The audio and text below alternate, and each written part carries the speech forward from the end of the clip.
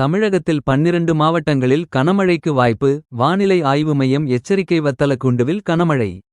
குமரிக்கடல் மற்றும் லட்சத்தீவு பகுதிகளில் நிலவும் வளிமண்டல கீழடுக்கு சுழற்சி காரணமாக. தமிழகத்தில் இன்றும் நாளையும் 12 மாவட்டங்களில் கனமழை பெய்ய வாய்ப்புள்ளதாக. சென்னை வானிலை ஆய்வு மையம் தெரிவித்துள்ளது.